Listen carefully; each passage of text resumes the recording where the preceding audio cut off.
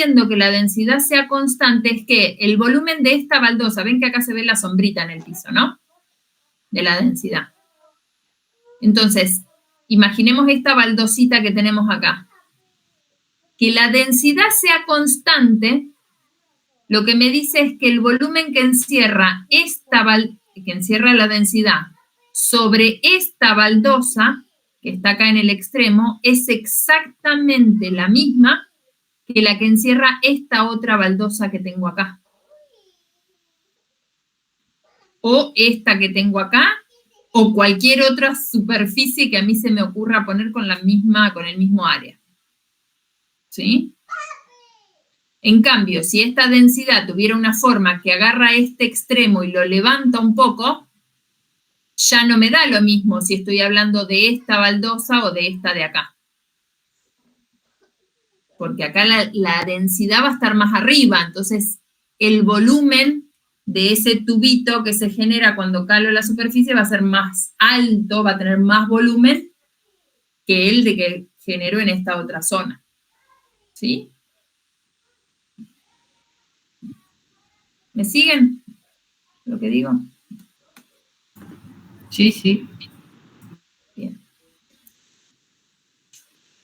Entonces, de nuevo lo mismo, teniendo la densidad, ya tenemos toda la información, no me tengo que ir fíjense que acá ni siquiera tenemos el experimento original. Tenemos la densidad y ya con eso tenemos todo. ¿Sí? Por ejemplo, podríamos querer calcular la probabilidad de que por la modalidad 1 de ventas se obtenga un volumen más bajo que por la modalidad 2.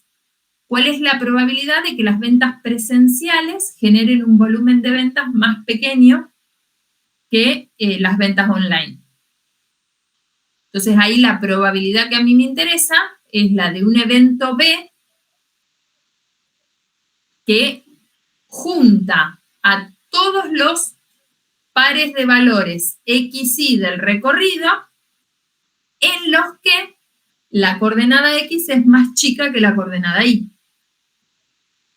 ¿Sí? ¿Y cómo calculo esa probabilidad? Integrando a la densidad sobre esa región. Me voy al dibujito de nuevo. Fíjense. A ver si me deja dibujar acá arriba. No va a dejar. Esta es la coordenada X. El eje rojo es la coordenada X. El eje Y es el verde que tengo acá. Y yo lo que quiero son los valores de X más pequeños que los valores de Y. Entonces lo que tendría es como la recta identidad Y igual a X, y me quedo con los valores de X, los puntos en los que la coordenada X es más chica que la Y, o sea, me quedaría con los de este lado. Lo dibujo en el plano para que sea más fácil.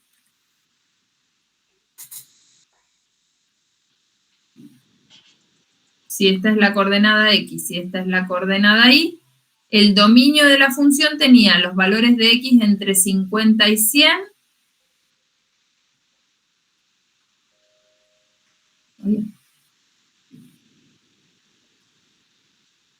Y los valores de Y entre 40 y 90.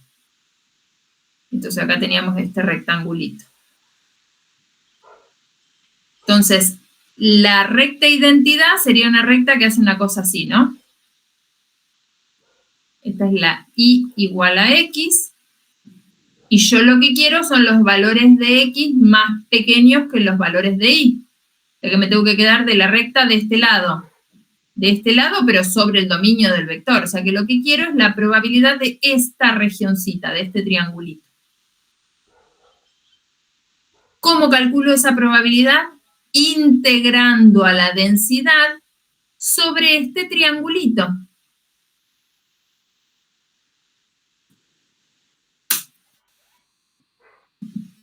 ¿Y eso qué me da como resultado?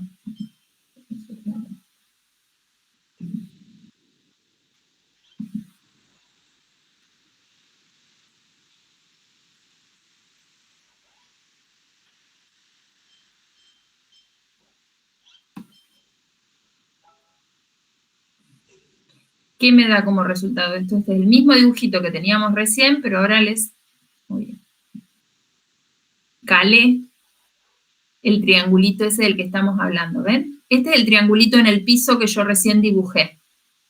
Cuando yo integro la densidad sobre ese triángulo, lo que estoy calculando es el volumen de la figura que queda dibujada entre la densidad y el piso sobre ese triangulito. ¿Ven que sería como ese primita, no, que sería como una pirámide, una casita, un techito de casita?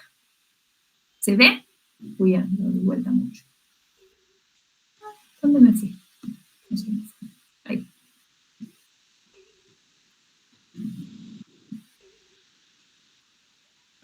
Ahí.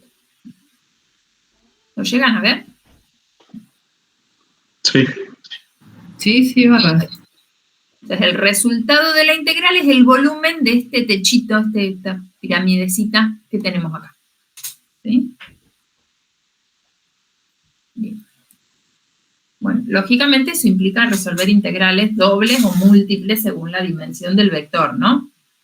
Vamos a mantenerlo con integrales sencillas para que no tengan que volver a hacer cursos de análisis para resolver, o pueden hacer algún procedimiento, alguna calculadora para calcular las integrales. Lo que sí me interesa es que puedan hacer el planteo, ¿no? Después el resolver la integral es matemática.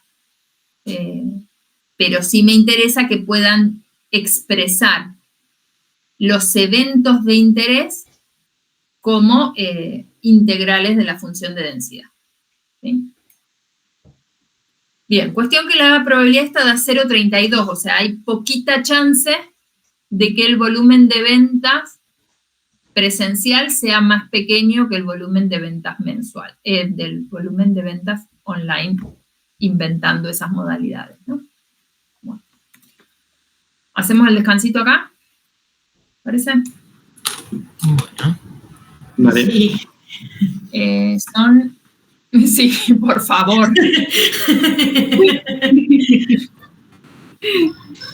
Son y cuarto, hacemos 20 minutitos, ¿les parece? Vale, buenísimo. Vale. Bueno, Gracias. nos vemos en un ratito. Bien.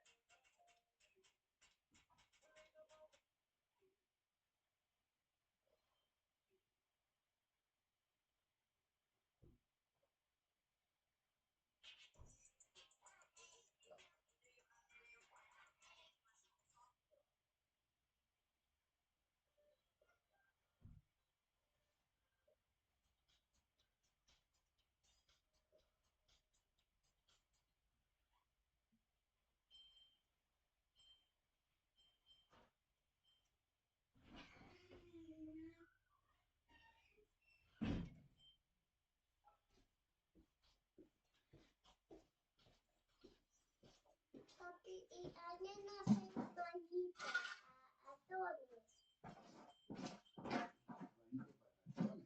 Sí, así pegado. Y había una masita que sí pega.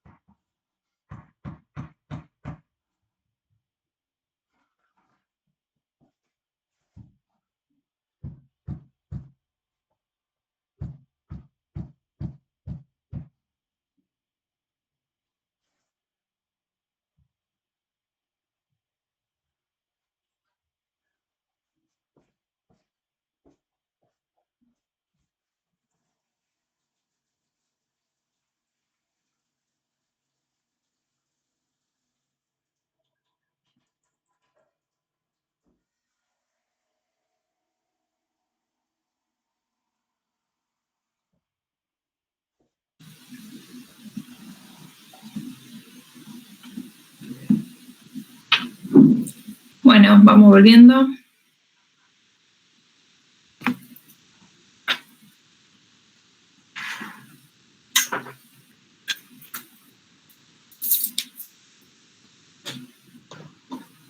Estamos. Bueno.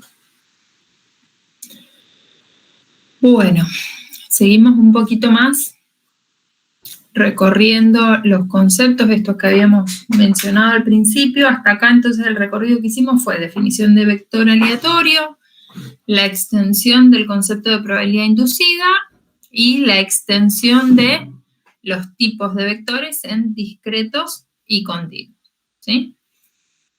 Nos falta para completar todos los conceptos que habíamos visto en el caso de variables aleatorias, extender el concepto de función de distribución acumulada, ¿sí? Que esta era, recuerdan, la función que iba juntando, que iba recorriendo todo el eje real, juntando las probabilidades que iba encontrando en ese recorrido y que formalizábamos diciendo que era la probabilidad acumulada de semirrectas, ¿no? Cuando la variable aleatoria tomaba valores desde menos infinito hasta un cierto valor que era el que asignábamos como argumento de la función. Bueno, esa misma noción la podemos tener en el caso de vectores aleatorios también, solo que esa acumulación de probabilidades se va a hacer a medida que uno vaya recorriendo el plano o el espacio que defina al recorrido del vector, ¿sí? Entonces, como que se complejiza un poco la escritura y se complejiza un poco el poder visualizar gráficamente eso que va haciendo la función de distribución acumulada, pero que, bueno, aún en los casos de vectores aleatorios bivariados lo podemos graficar, y entonces eso nos da como la idea general de lo que sucede después en dimensiones mayores que no podemos imaginar. Pero básicamente la función de distribución acumulada es esa, es la probabilidad, acá, la función de distribución acumulada, cuando le doy de comer un vectorcito, fíjense que este X chiquitito está en negrita, o sea que este X chiquitito es un vectorcito de valores X1, X2, XK.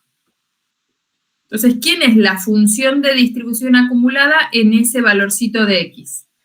No es más que la probabilidad conjunta de ¿qué? De que la primer variable sea menor o igual al primer valorcito que tiene ese vector. Que la segunda variable sea menor o igual al segundo valor que está en ese vector. Y así sucesivamente para todas las variables del vector, ¿sí? O sea que voy acumulando probabilidades a medida que avanzo con los valores en todas las variables que componen al vector, ¿sí? En el caso univariado, ¿se acuerdan que decíamos, bueno, yo tengo una función de probabilidad puntual, por ejemplo, entonces tenía el grafiquito de bastones por acá. La única variable era esta X, entonces yo venía recorriendo en este sentido, ¿sí? Me venía valiendo 0, me encontraba con este bastón, generaba un escalón hasta que llegaba al siguiente valor y así sucesivamente.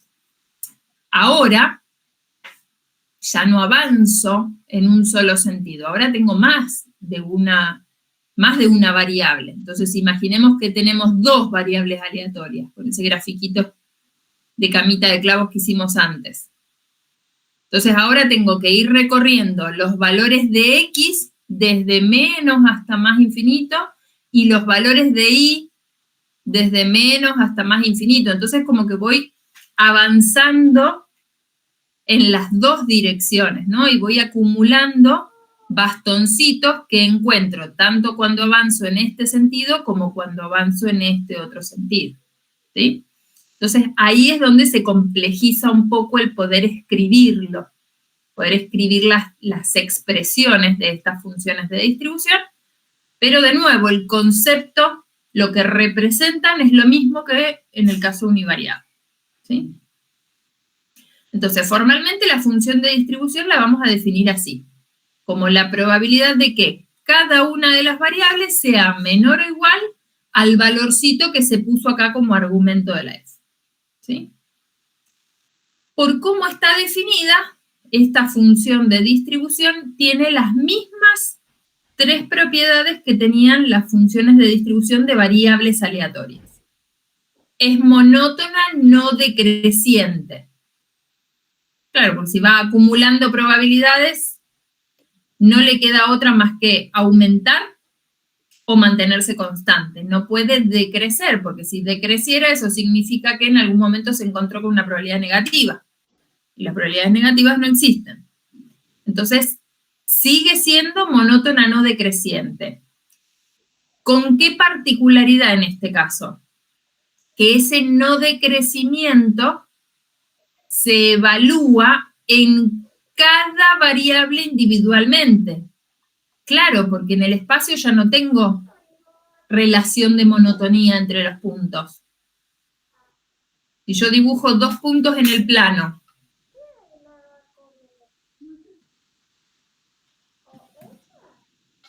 estoy en el plano XY, y dibujo este puntito acá, que tiene coordenadas X1 e Y1, y dibujo este otro puntito acá, que tiene coordenadas X2 e Y2. Entonces me formo el vectorcito X1 y 1, que es el primer punto, y el vectorcito X2 y 2. ¿Alguno me puede decir cuál de esos 2 vectores es más grande que el otro?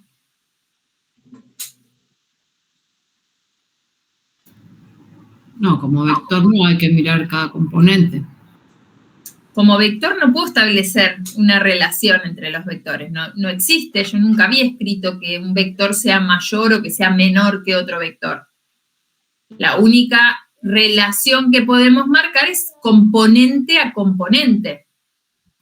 Si lo miro en términos de las X, este es más grande que este. Pero si lo miro en relación a las Y's, a la componente Y, entonces este es más grande que este. Ahora, en conjunto, no puedo decir nada. En el espacio no puedo establecer relación de monotonía entre los puntos. Entonces, cuando digo que la función es no decreciente, en el caso univariado decíamos, si x1 es menor que x2, entonces, ¿qué tiene que pasar? La f en x1 tiene que ser menor que la f en x2. O a lo sumo igual. Esa era la propiedad en el caso univariado. Pero ahora en el caso multivariado, no puedo decir si x1 y 1 es menor que x2 y 2, porque eso no existe. Entonces, ¿qué hago? Establezco la propiedad para cada variable. Si lo miro desde la perspectiva de las X, tiene que ser monótona no decreciente. Lo giro y la miro a la función desde la perspectiva de las Y, tiene que seguir siendo no decreciente. ¿Sí? Entonces, la propiedad se establece para cada XY. Muevo una sola de las componentes del vector.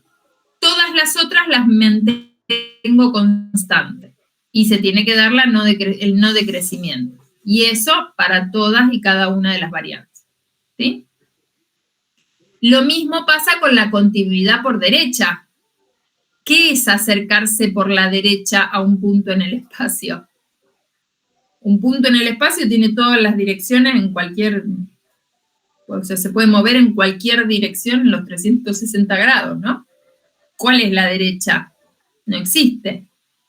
Entonces, ¿cómo evalúo la continuidad por derecha? De nuevo, la evalúo para cada variable, en cada XY. Miro la función desde la perspectiva de la X1, y ahí tiene que ser continua por derecha. Giro, lo miro desde la perspectiva de X2, tiene que ser continua por derecha. Giro de vuelta, lo miro desde la perspectiva de la X3, tiene que ser continua por derecha. ¿Sí? Esas propiedades las evalúo para cada variable. La propiedad de que esté acotada entre 0 y 1 también se sigue manteniendo, porque la F sigue representando probabilidades, entonces no puede valer menos de 0, no puede valer más de 1. Y hasta ahí habíamos visto en el caso de las variables aleatorias, esas eran las 3 propiedades que teníamos en el caso de variables. En el caso de vectores se mantienen esas mismas 3 propiedades y se agrega una propiedad más. Esta es nueva, es propia. Oye, ¿dónde me fui? Esta propiedad es propia de los vectores aleatorios. Y se agrega, no vamos a entrar en detalle tampoco sobre esto, pero se agrega, esta propiedad es necesaria porque en el caso multivariado existen funciones que cumplen las 3 primeras propiedades, pero que cuando uno las usa para calcular probabilidades dan resultados negativos. Después, si a alguno le interesa, les puedo mostrar algún ejemplo de funciones que tienen esa particularidad. Y yo no puedo trabajar con una función que me dé probabilidades negativas. Eso no puede corresponder al comportamiento en probabilidad de nada. ¿Sí? Entonces, es una propiedad que asegura que las probabilidades sean siempre mayores o iguales que 0. ¿Sí? Nosotros con las funciones que vamos a trabajar siempre van a ser funciones de distribución, no nos vamos a preocupar por esto, pero bueno, en la definición de propiedades es necesario mencionarla. Bien, entonces, ¿qué forma tendrá la función de distribución de vectores discretos y de vectores continuos? Para las variables aleatorias, nosotros decíamos, bueno, si la variable aleatoria es discreta, ¿qué le pasaba a la función de distribución acumulada? ¿De qué forma tenía? Venía creciendo desde 0 hasta 1, en algún momento llegaba el 1 y se mantenía constante en 1, y en el medio crecía de 0 a 1 de a saltos, ¿no? Y hacía como escaloncitos. Y una cosa así. Y estaban los escaloncitos cerrados acá y abiertos abajo. ¿Sí? Bueno, en el caso multivariado pasa lo mismo. La función de distribución es de tipo escalonada, solo que ahora tengo una escalera en el espacio, con escalones que son como baldosas que se van adosando unos al lado de otros. Ahora vemos un dibujito. Y en el caso continuo, si la variable aleatoria era continua, decíamos lo mismo, la función arrancaba en 0 y llegaba al 1, pero la podíamos dibujar de un solo trazo. Entonces la función de distribución hacía una cosa así, dependiendo de cómo se acumulen las probabilidades. En algún momento llegaba al 1 y se mantenía en 1, pero yo la podía dibujar de un solo trazo. En el caso multivariado va a pasar lo mismo, solo que ahora no vamos a tener una curva en el plano. Voy a tener una superficie en el espacio. Imagínense una sábana, un mantel que la agarran de una de las puntitas y la levantan, ¿no? Y queda como una especie de montaña que crece en las 2 dimensiones, si tenemos un vector bivariado, ¿no? Si tenemos 3, ya no lo podemos ver. Acá tienen 2 dibujitos, ¿ven? En el caso discreto y en el caso continuo. Ven que en el caso discreto viene valiendo 0 y en algún momento empieza a crecer y acumula probabilidades tanto para un lado como para el otro. Se van formando estos escalones, que no tienen por qué estar parejitos, puede ser que sea una escalera irregular de cada lado, ¿no? Pero siempre arranco en el piso y a lo sumo subo hasta el 1. este escalón del 1 se mantiene constante hasta infinito. Y en el caso continuo pasa lo mismo. Viene la sábana aplastada contra el piso y la tomo de este extremo y la levanto. Entonces, no tengo escalones. Ahora esto es algo continuo, con una tasa de crecimiento que depende de cómo sea la densidad, pero crece en un sentido, crece en el otro y llega hasta el 1, y en el 1 se ameseta y queda extendida en 1. ¿Sí? ¿Y cómo se obtienen esas funciones? Igual que en el caso univariado, sumando probabilidades puntuales, si el vector es discreto, integrando la densidad si la variable es continua. ¿Sí? Entonces vamos a ver el ejemplo. Esta es la misma tablita del ejemplo 2 de los dados para el caso discreto. Esta es la tablita de la función de probabilidad puntual que nosotros construimos. Recuerden que tenía los ceros, el 2 sobre 16, etc.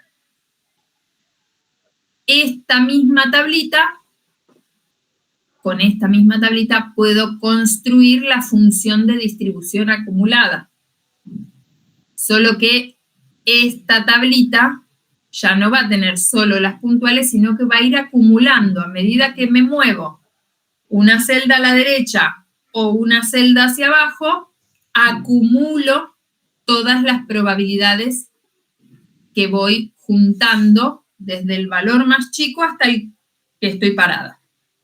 Si me paro, por ejemplo, en esta celda de acá, que es la que está señalada acá abajo, acá me dicen que la F vale 6 sobre 16. ¿Por qué? Porque si yo me paro acá, lo que tengo que juntar son todas las probabilidades que tengo para atrás de ese valor donde yo estoy parada. Este puntito de acá es la F en el argumento 1 de la X1, 4 de la X2, ¿no? Entonces, ¿eso quién sería? Esta F en 1, 4, no está escrito ahí, pero lo escribo acá. Esa F en 1, 4, ¿quién es? Es la probabilidad de que la X1 sea menor o igual a 1 y al mismo tiempo la X2 sea menor o igual a 4. Entonces, ¿esto qué es? Y es la suma de todos los valores de X1 y de X2 que cumplen esta condición. El 0,2, el 0,3, el 0,4, el 1,2, el 1,3, el 1,4.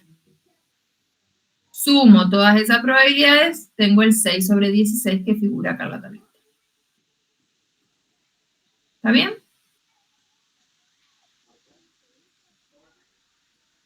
Este que tengo acá arriba, ¿quién es?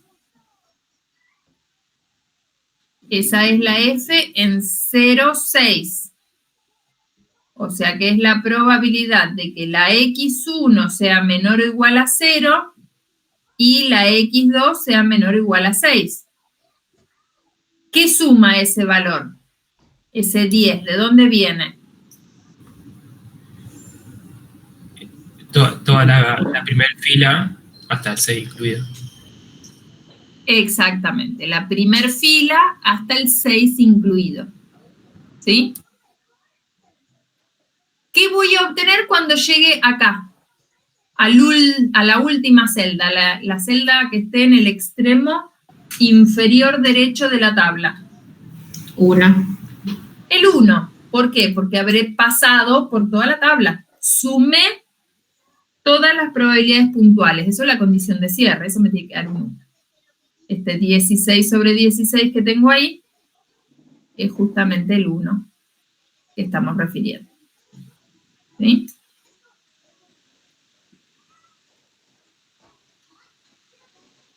Y en el caso continuo, ¿cómo hacemos?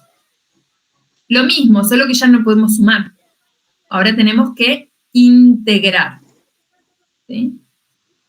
Entonces, acá tenemos un ejemplo de un vector trivariado, fíjense, para ver que no solo todo lo veníamos trabajando con 2 variables para poder dibujarlo. Acá tenemos un ejemplo de un vector trivariado. Este ya no lo podemos dibujar. Pero no importa, los conceptos los puedo aplicar igual. Este vector representa los tiempos en miles de horas, tiempos de falla, en miles de horas de 3 componentes eléctricos. Y me dicen que la densidad de esos tiempos de falla tiene esta forma que vemos acá. Es una función de tipo exponencial, que es la más usual para los fenómenos de tipo tiempo de espera. Y esa densidad tiene dominio si x1, x2 y x3 son positivas. O sea que el dominio de esta densidad es todo el primer cuadrante. Esta es la x1, esta es la x2, esta es la x3. Entonces, el dominio de esta densidad es todo el primer cuadrante del espacio, ¿no? Las 3 variables positivas. Ese es el dominio, y ven que necesitaría una dimensión más para poder dibujar la superficie, la hipersuperficie, que no lo puedo hacer, ¿sí? No importa, ¿podemos construir la F? Sí, la puedo construir igual. ¿Qué va a representar? La F grande, la función de distribución acumulada, evaluada en un valorcito de x1, en un valorcito de x2 y en un valorcito de x3. Eso me va a dar la probabilidad de que la x1 sea menor o igual que el x1 chiquito, la x2 sea menor o igual que la x2 chiquita, y la x3 menor o igual que la x3 chiquita. O sea, es como que tomo un puntito acá en el espacio, y lo que calculo es la probabilidad del cubito que queda definido acá. Me perdí con la perspectiva. Ahí. Desde 0 de cada variable hasta el valorcito de x1, el valorcito de x2 y el valorcito de x3. Entonces me queda este cubo definido en el primer cuadrante al que le tengo que calcular la probabilidad. ¿Cómo la calculo? Integrando las 3 variables en ese cubito. La x1 desde 0 hasta x1. La x2 desde 0 hasta x2, la x3 desde 0 hasta x3. ¿A quién? A la densidad. Calculo la integral y me da esta cosa que tenemos acá. ¿Para qué calculo la función de distribución acumulada? Si ya tengo la densidad, es otra forma de expresar el comportamiento. Si quiero la uso, si no quiero no la uso. Una vez que yo tengo la función de distribución acumulada, es como que tengo otra representación de la función de la distribución de probabilidad del vector. Entonces, por ejemplo, si a mí me interesara la probabilidad de que los componentes duren a lo sumo 2000 horas, por ejemplo. O sea, eso es que la x1 dure menos de 2000 horas, o menos o igual a 2000 horas. La x2 lo mismo y la x3 lo mismo. Lo que me estoy preguntando es por la probabilidad de que la x1 sea menor o igual a 2, que la x2 sea menor o igual a 2 y que la x3 sea menor o igual a 2. Bueno, esta probabilidad es lo mismo que calculamos acá arriba. Y como ya la tengo calculada en forma genérica, la puedo usar y reemplazo directamente por los valores. Esta probabilidad que me interesa acá es la F grande en 2, 2 y 2. Reemplazo x1 por 2, x2 por 2, x3 por 2, y tengo ya el valor de la probabilidad. Hago eso, o tendría que haber hecho la integral para calcular esta probabilidad. Es lo mismo. ¿Sí? Muchas veces ahorra trabajo tener escrita o calculada la distribución acumulada, la expresión de la distribución acumulada, para utilizarla directamente para los cálculos de probabilidades. ¿Sí? Acá tienen otro ejemplo de vector aleatorio continuo, con la particularidad de que el campo de variación del vector está relacionado. ¿Qué significa eso? Que las variables del vector no se mueven libres en el espacio. El ejemplito que vimos recién, la x1, la x2 y la x3 tomaban cualquier valor positivo. El que quiera cada una, pero positivo. Pero no había ninguna relación entre ellos, ¿no? Esta otra densidad que tienen acá tiene la particularidad de que los valores de x y de y que pueden tomar las variables, un vector bivariado, la particularidad de que los valores que pueden tomar esas dos variables, los dos varían entre 0 y 2, pero no varían libres. El valor que toma la variable x siempre es menor que el valor que toma la variable y. Porque si nosotros dibujáramos el dominio de este vector, las dos variables se pueden mover entre 0 y 2, pero no se mueven libres en todo el cuadrado del lado 2. El valor que toma la coordenada x siempre está por debajo del valor que toma la coordenada y. O sea que si yo trazo acá la identidad x igual a y, el dominio de la densidad es este triángulo de arriba. Porque para este triángulo, los valores de x siempre son más chiquitos que los valores de y. ¿Sí? Entonces, cuando los campos de variación están relacionados, tengo que tener cuidado en cómo planteo los límites de integración para calcular la f. ¿Sí? Esto es más una cuestión de análisis matemático que de probabilidades, ¿sí? Pero bueno, no quería dejar de mencionar esta situación porque es una situación que usualmente se presenta, ¿sí? Está el ejemplo hecho, se los dejo como para mirar a ustedes, y cualquier cosa me preguntan, ¿sí? Pero no me detengo porque ya les digo, es más un ejercicio de análisis que otra cosa.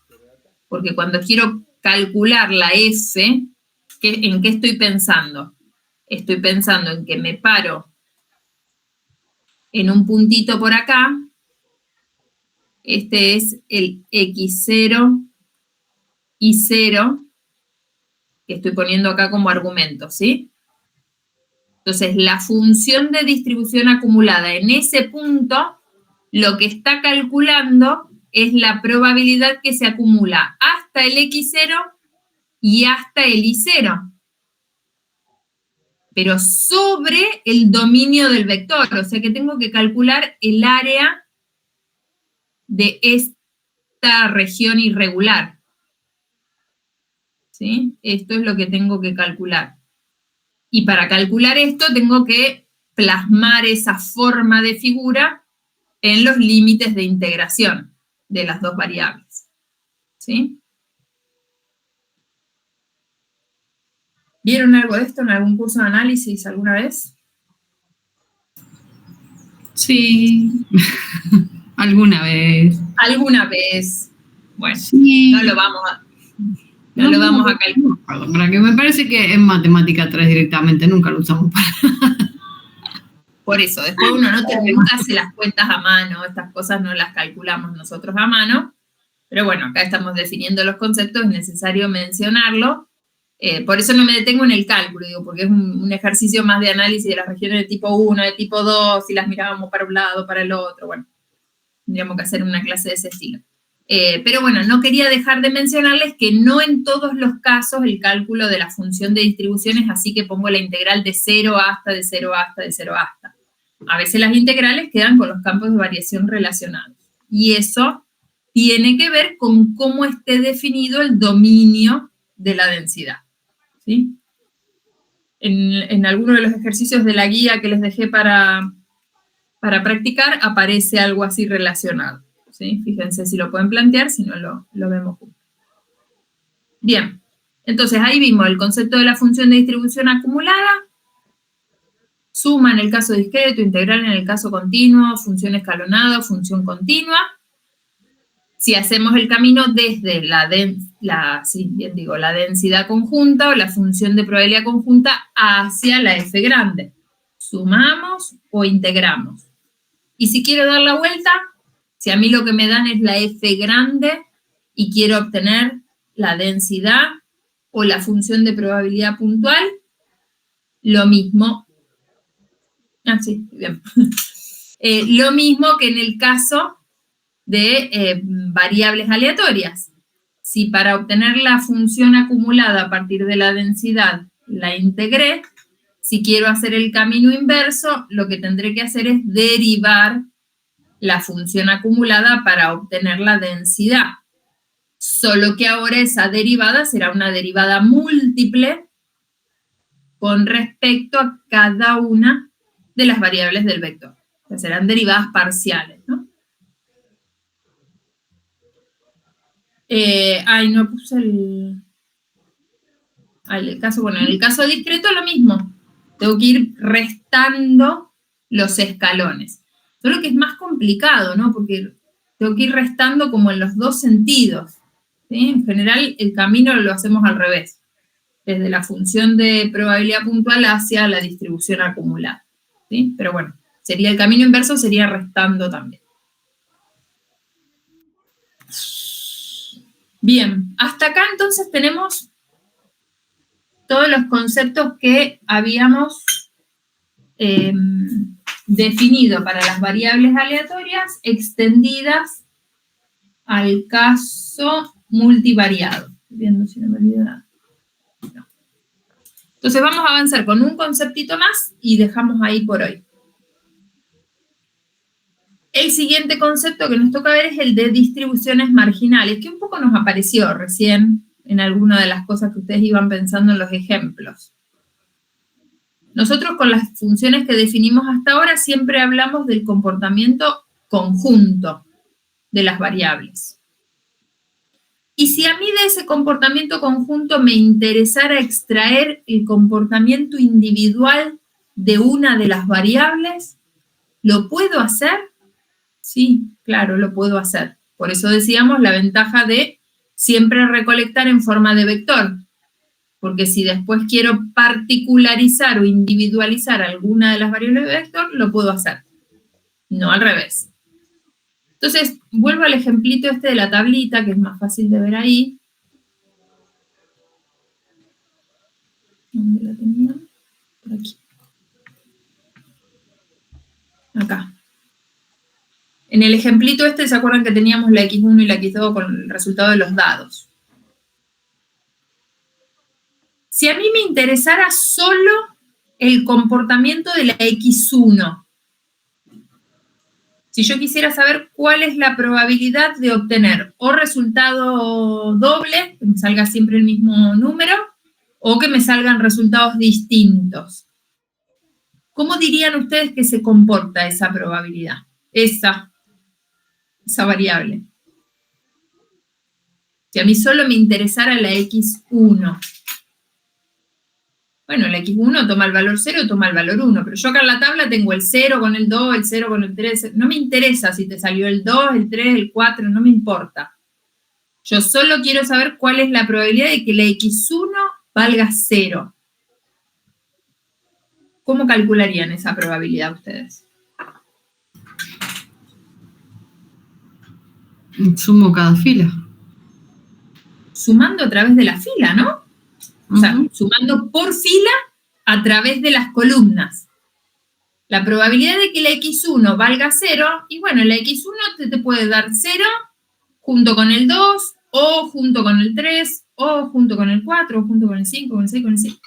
Si sumo todos estos valores, lo que obtengo acá al final, 2, 4, 8, 10, 12, ¿no?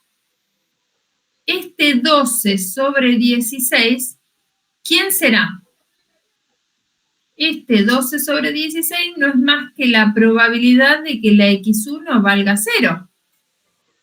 O sea que es la P de la X1 en 0. Y si sumo toda la segunda fila, el 4 sobre 16, ¿qué representará? La probabilidad de que la x1 valga 0, no, valga 1. O sea que esto será la p de la x1 en 1. ¿Y qué pasó con la x2? No me interesó más. Lo que construí acá, en definitiva, es una tablita que solo tiene a los valores de x1 con sus probabilidades de ocurrencia. El 0 era el 12. 12 sobre 16, 4 sobre 16. ¿Y quién es esto? Esta es la distribución marginal del x1. Es la distribución de la variable x1 sin importar o sin mirar, sin considerar al x2. Individualicé el comportamiento propio de la x1. Y si me interesara el de la x2, ¿qué tendré que hacer?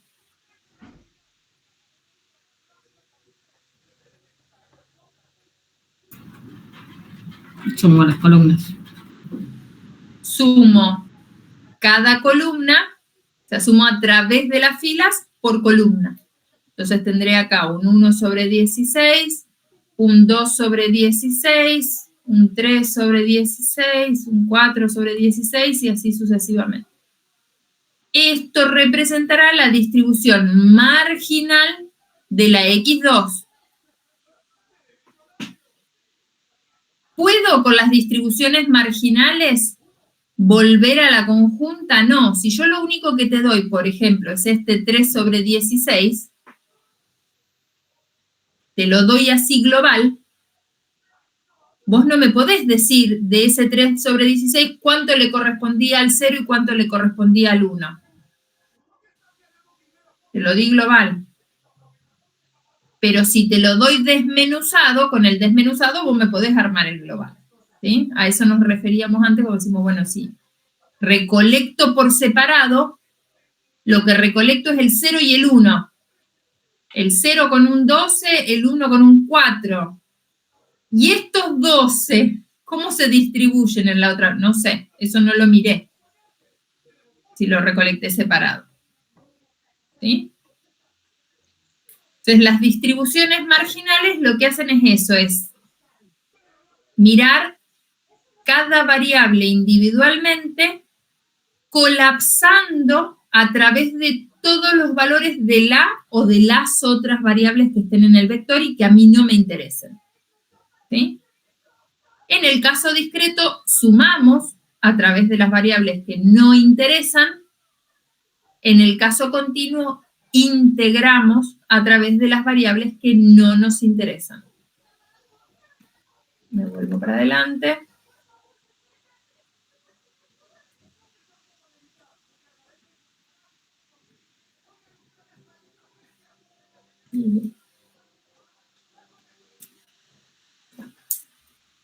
Las distribuciones marginales describen el comportamiento de cada una de las variables que componen el vector sin tener en cuenta al resto de las variables. Los valores de las otras variables los junto todo en una bolsa de gatos. No los miro más, no me interesan. ¿Sí? Es como si agarrara... ¿Dónde tengo el dibujito? Como si agarrara este dibujito y lo mirara de frente en la perspectiva de cada variable. Logré ponérmelo de frente con el pulso divino. Acá. Ay, casi. Ahí. Bueno, acá me delatan las cabecitas de los bastones. Pero si yo no tuviera las cabecitas de los bastones, justo. Yo acá, fíjense, acá veo esto, esta sombra, Y no sé este bastón si viene de adelante o de atrás, del valor del 0 o del 1 de esta variable. Este bastón largo que veo acá, ¿está en el 0 o está en el 1? No sé, no me interesa, yo solo veo esto. ¿Sí? En un sentido o en el otro. Me lo giro para el otro lado. ¿Ven? Es como que veo colapsados todos los valores de la otra variable y a mí solo me quedo con los valores de la variable que me interesan. Eso es construir las distribuciones marginales. Es como si todos estos bastoncitos que están acá, uno atrás del otro, los fuera apilando uno arriba del otro. Y lo mismo acá. ¿Sí? Es como esa vista que estamos haciendo. ¿Está bien?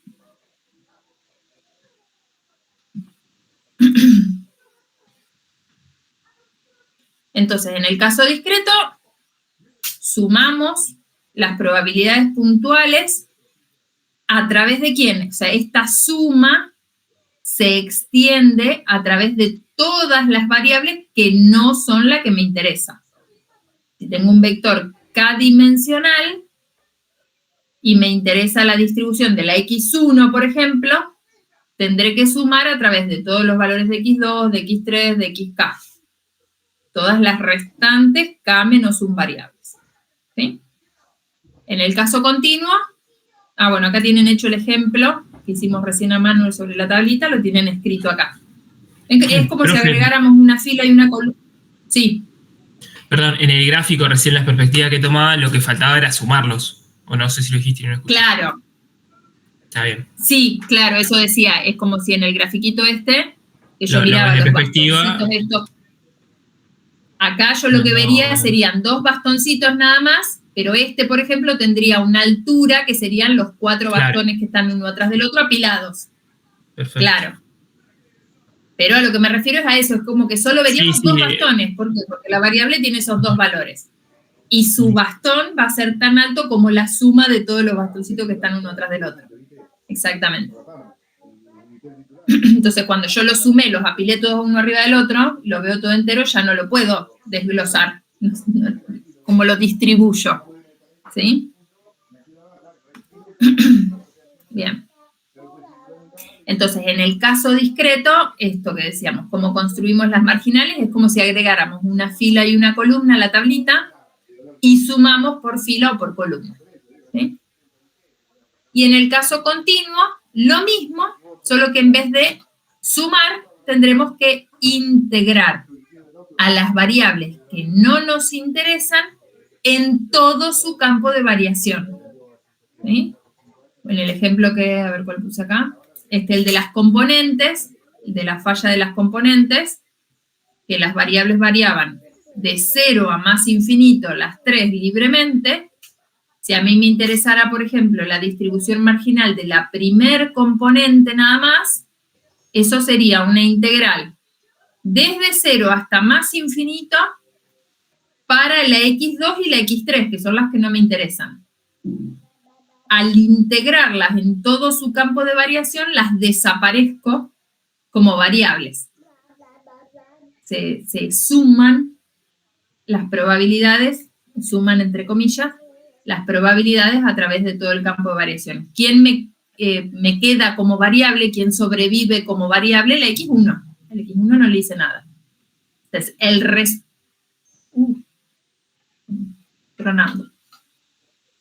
resultado de la marginal de x1 solo debe depender de x1. Si llego al resultado de una marginal en el que me queda dando vueltas alguna otra variable, algo hice mal. Esta es una función solo de la variable marginal que estoy calculando. Entonces el resultado tiene que depender solo de esa variable. Este concepto de distribución marginal no aplica solo para las variables individuales. Cuando yo tengo un vector de más de 2 variables, como en este caso que teníamos un vector de 3, a mí me puede interesar particularizar el comportamiento de 2 de las 3 variables. Entonces también existe el concepto de distribución marginal de un subvector del vector original. ¿Sí? O sea, las distribuciones marginales no son solo univariadas. puedo tener una distribución marginal multivariada. Por ejemplo, en este caso, que teníamos 3 variables, a mí me podría interesar la marginal de x1 y x3. La x2 no me interesa.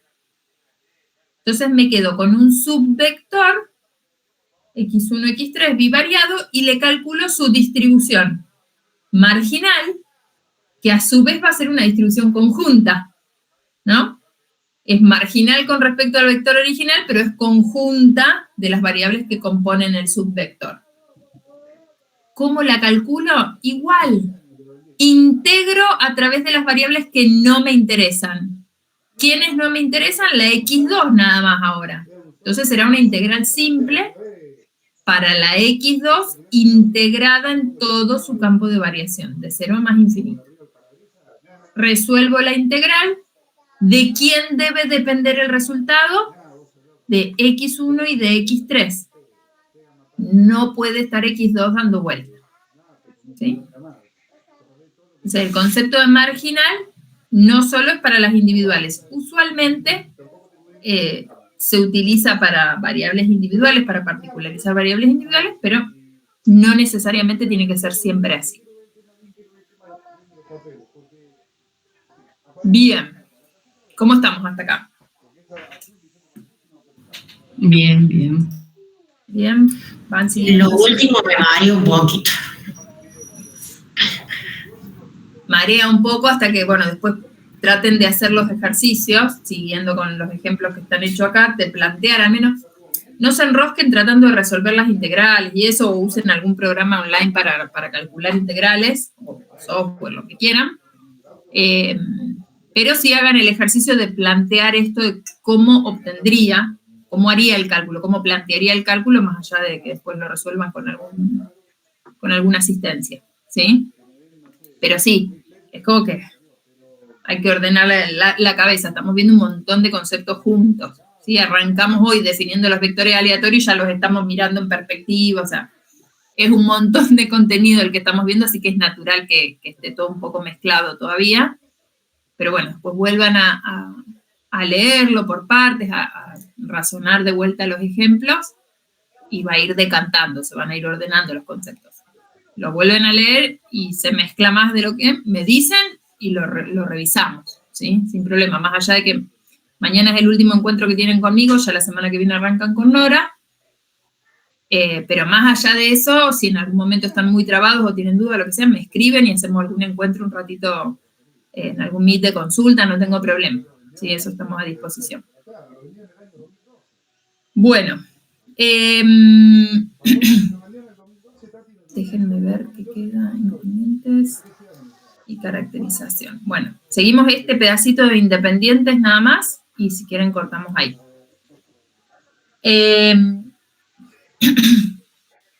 Esta noción de independencia entre variables aleatorias viene a extender la noción de independencia entre eventos que nosotros ya conocíamos, ¿sí? Cuando estábamos trabajando ya al principio, en el espacio del omega, ¿se acuerdan cómo definíamos o cómo probábamos que dos eventos eran independientes? ¿Qué tenía que pasar? ¿Y la probabilidad de la intersección tenía que ser 0? ¿Era eso o no? No, la eso era intersección mutuamente estaba por ahí excluyente. dando vuelta, el 0. Las condicionales debían ser iguales. Ah, ¿Quién? entre sí. Sí, entre sí. Sean dos eventos A y B, subconjuntos del omega, ¿sí? Estoy en el espacio original. Me fui a los eventos de vuelta. Entonces, A y B son independientes. ¿Qué me dijeron? Si tenía que pasar qué cosa. Sí, solo sí. Y la probabilidad de A dado B era igual a la probabilidad de A, ¿no? Bien. A la probabilidad de A. ¿Qué más? O podíamos La decir probabilidad. de B dado A igual a la de B, Sí. o había una tercera. Esta La era más probabilidad- intuitiva. La intersección. Era el Bueno. producto. Ahí va. Probabilidad de A por Entre 3 probabilidad. hacemos. Ahí va. Algo de la intersección había. Algo hay. Se puede recibir el título de manera conjunta. De manera conjunta. ¿Cuál es la probabilidad de eso? Marginalmente construimos. Y el cero que me dijeron recién, ¿de dónde venía? ¿Dónde estaba el cero? Había Sí, algo que que- yo dije, recuádrenselo por ahí porque es re común. Había otro concepto que Cuando es involucraba la mutuamente excluyente. intersección. Sí. Cuando son ME, Eso. Ahí ves, son ME. Sí, solo sí, lo que tenía que pasar era que A intersección B fuera el vacío. Ahí ¿sí? está. Ahí está, y el vacío tiene probabilidad cero, entonces como que ahí uno se hace el lío con esta probabilidad de intersección acá, Claro. que se usa para el concepto de independencia, y esta intersección sin probabilidad que se usa para el concepto de mutuamente excluyente. ¿Sí? Ojo ahí con eso. Bien. Bueno, entonces, independencia, decíamos, estas definiciones eran más intuitivas, porque yo acá me doy cuenta que si el hecho de que ocurra B no le cambia la probabilidad a A, entonces claramente son independientes los eventos, ¿no? Pero la definición que habíamos adoptado era esta, porque esta era más general. ¿Sí? Entonces decíamos, bueno, los eventos son independientes si la chance de que ocurran simultáneamente es exactamente la misma que el producto de las chances de que ocurran individualmente. ¿Sí? Esta era la noción de independencia entre eventos. Bueno, resulta que esta definición de independencia entre eventos se extiende a las variables aleatorias también. Y la condición para decir que dos variables aleatorias son independientes es también una condición de este estilo, que la probabilidad inducida conjunta sea igual a las probabilidades inducidas, al producto de las probabilidades inducidas marginales. ¿Sí? Hago esta asociación para que vean que es como la misma forma de chequeo, ¿no? Dos variables aleatorias son independientes si y solo si la distribución conjunta se puede escribir o se puede factorizar como producto de las marginales. ¿Sí? O sea, yo tengo la distribución conjunta, calculo todas las marginales individuales, ahora sí, todas. Si el producto de todas las marginales me reproduce la conjunta, entonces las variables son independientes. Si no me da igual el producto de las marginales con la conjunta, las variables no son independientes. ¿Sí? Y ese chequeo lo puedo hacer tanto con la F grande como con la P chiquita, la función de probabilidad puntual en el caso discreto, o la función de densidad en el caso continuo. Con cualquiera de las tres condiciones. Si tengo la F grande, trabajo con la F grande, tengo la P chiquita con la P chiquita, tengo la F con la F. ¿Sí? Entonces miremos los ejemplos que habíamos estado trabajando. Este, que era el de los dados y salía resultado doble y la suma. Tenemos la P conjunta, que está dada por el cuerpo de la tabla, y las P marginales, que están dadas por la última fila y la última columna.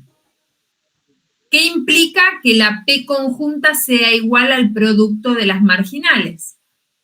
Que cada celdita de la tabla tiene que tener un valor, cada celdita de la tabla tiene que tener un valor que sea igual al producto de esta marginal por esta otra marginal.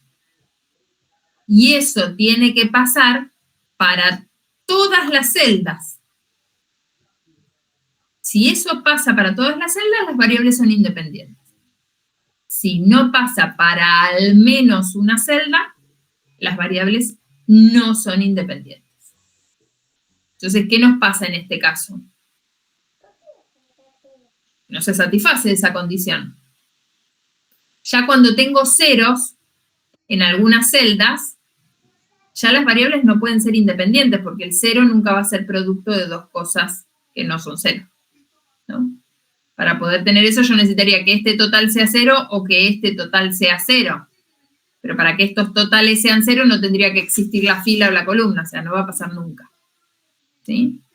Pero bueno, no necesariamente tengo que tener cero, puedo tener cualesquiera otros valores y que no sean iguales al producto, ¿sí? Sería lo mismo. ¿Y tiene sentido que no sean independientes estas variables?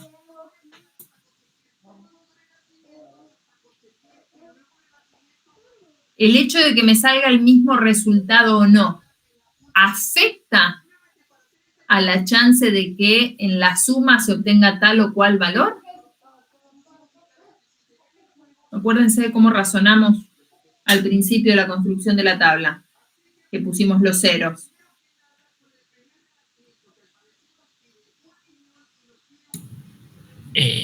Sí afecta, digamos. Nosotros empezamos diciendo, mirá, a razón de esto, sabemos que estos valores son cero. Exactamente, claro. Decíamos, bueno, si tuviste el mismo resultado en los dos lanzamientos, ¿qué pasaba? Ya sabíamos que no podía salir una suma impar, por ejemplo. Entonces, ciertos valores de una de las variables afectan a la chance de ocurrencia de ciertos valores de la otra variable. Eso no pueden ser independientes. ¿Sí? O sea, tiene lógica que no nos dé independiente. Si las variables fueran independientes, eso implicaría que no me importa lo que le pase a una de las variables, eso no afecta a la distribución de la otra variable. ¿Sí? Lo mismo que los eventos. Entonces, este ejemplo no es de variables independientes. Esta otra tablita que tienen acá abajo, inventada, sí corresponde a dos variables aleatorias que serían independientes. ¿Por qué? Porque cada celda de la tabla es exactamente igual al producto de sus marginales. 1 sobre 16 del producto 1 un cuarto con un cuarto. Lo mismo acá. 1/8 como producto de un cuarto y un medio.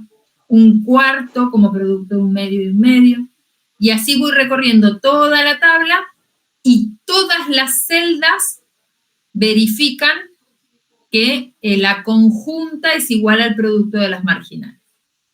Entonces, en este caso sí, las variables aleatorias son independientes. ¿Sí? En el caso continuo, lo mismo.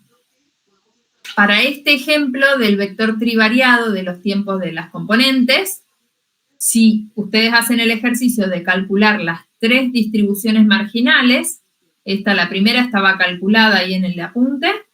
Si hacen el mismo procedimiento y obtienen la de x2 y la de x3 marginal, obtienen estos resultados. E a la menos x1, 2 por e a la menos 2x2, 3 por e a la menos 3x3. Si hago el producto de estas tres cosas, ¿qué me queda? Me queda e a la menos x1 por 2c a la menos 2x2 por 3e a la menos 3x3. 2 por 3, 6. Tres funciones exponenciales. El producto de potencias de igual base. ¿Qué pasaba con las potencias? Me sumaban, ¿no? Entonces esto sería e a la menos x1 menos 2x2 menos 3x3. ¿Qué pasó? El producto de las tres marginales me dio exactamente lo mismo que la conjunta de la que partimos. Entonces, x1 y x2 y x3, x1, x2 y x3 son independientes. ¿Sí? En el otro ejemplito que tenían, el que tenían los campos de variación relacionados, si también, si hacemos el ejercicio de calcular las dos marginales, obtenemos estos resultados que tenemos acá. Y si hago el producto de esto por esto, ni de casualidad obtengo esta cosa que tengo acá. Entonces estas no son independientes.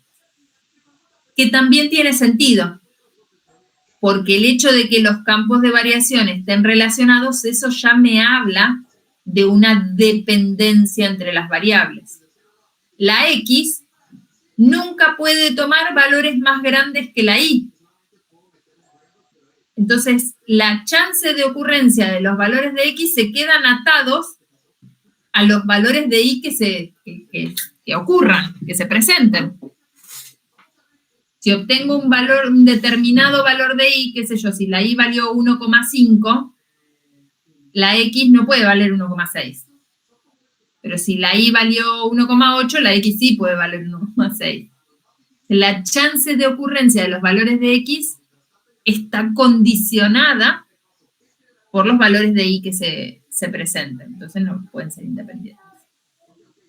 Y en general, todas las densidades que tengan campos de variación relacionados corresponden a variables que no son independientes. ¿Sí? De nuevo, una condición que no quiere decir que los que no tengan campo de variación relacionados son siempre independientes. ¿Sí? No, puede haber de las dos situaciones. Bien, bueno. Me parece que... Nos queda un ratito, pero bueno. Me parece que hasta acá está bien por hoy. Fue suficiente.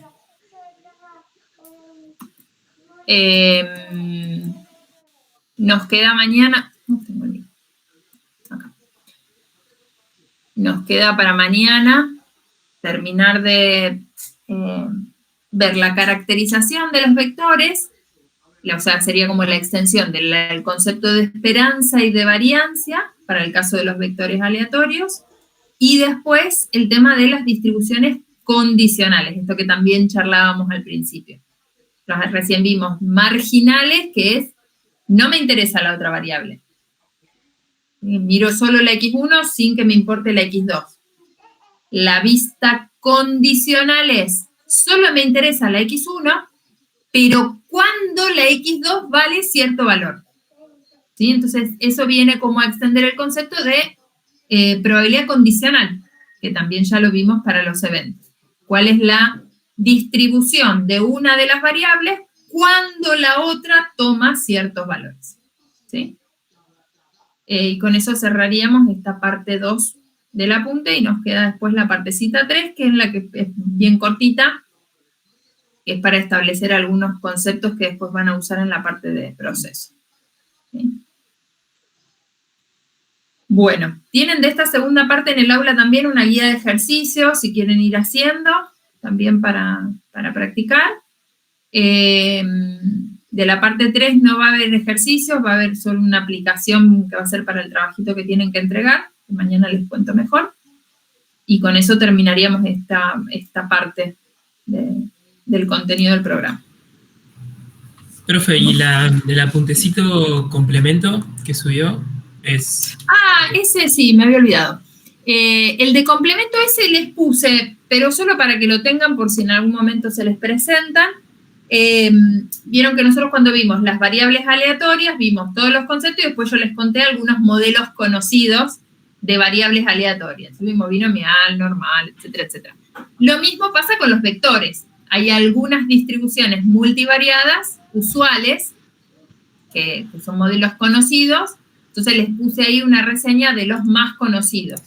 En el caso de los vectores discretos, una de las distribuciones más frecuentes, digamos, es la multinomial, que vendría a ser como la extensión de la binomial, y en el caso continuo, la normal multivariada, que con esa se van a cansar de trabajar en todos los seminarios de la maestría. En general, cuando trabaja con vectores aleatorios continuos, la distribución que se asume usualmente en los métodos es la normal multivariada. Entonces les puse la reseña ahí de esas distribuciones para que las tengan de ayuda si la necesitan en algún momento. Es eso nada más. Buenísimo. Estamos. Bueno. Nos vemos mañana entonces a las 9. Gracias, profe. Nos vemos mañana. Buenísimo. Nos vemos mañana, chicos. ¿Funciona la grabación? Sí, creo que sí. Creo que Por lo Cuando menos. tienen todos, se corta. Mañana me cuentan. Dale. Nos vemos, chicos. Hasta Chau, chau. mañana. Adiós.